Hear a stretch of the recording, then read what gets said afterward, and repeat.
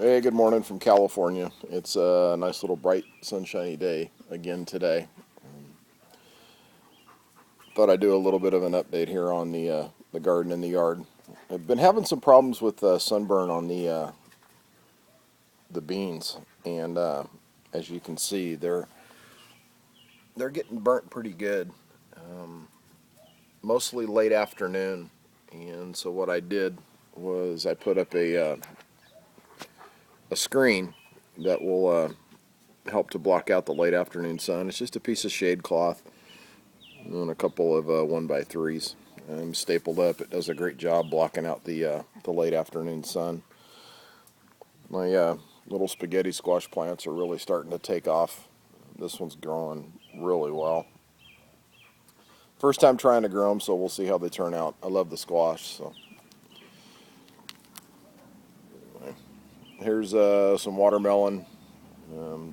The new ones there are some pinto beans that I'm going to try growing. I haven't grown them in the past. Carrots are starting to come up well. Lettuce is growing well. And down there on the end is the garlic and onions. And my one head of lettuce, which will probably get harvested later today, maybe tomorrow. And over here is some more squash, yellow squash, zucchini, and then 5 heads of cabbage. The big change, though, has been in the greenhouse. So let's take a walk in there. Oh, by the way, I've had a unwelcomed visitor. If that ought to be a telltale sign of who's been visiting my garden at night. He's pretty crafty. He's backfilled the gopher trap on me twice, and so I'm gonna have to go after another method. Here in the greenhouse, tomatoes are growing extremely well. I have actually 8 tomato plants in here. They've been in here about 3 weeks now, and they all have flowers on them. These are all started from seed back the end of February. As you can see, these are doing pretty well, growing really well. I'm really surprised at the size of the stems on these. These are all big beef variety beefsteak along the back here.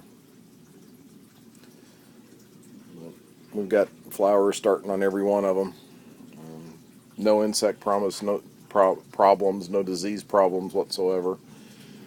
This one back here is just absolutely outstanding.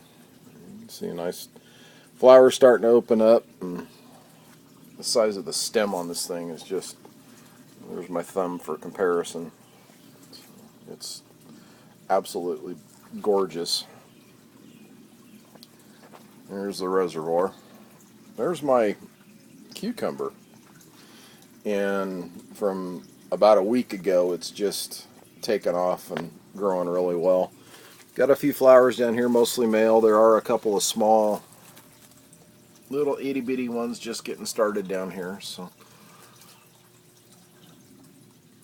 as you can tell, I still haven't done anything with the lids on the tomatoes. I've still got the algae issues, but tomatoes don't seem to be bothered by it, at least not yet. I've got to get kind of in gear to get things done. The habanero's doing well. Yeah, little seedlings are still sitting there. This I'm not sure the variety that's up in the front, due to the problems that I had in the beginning with the fertilizer burn. I don't know what variety these are up here in the front. I know the ones all in the back are all the beefsteak. These are either Rutgers or Brandywines. I really won't know until they start producing. So, one of the big changes that I made was I added a freshwater reservoir. It was the only thing I had here.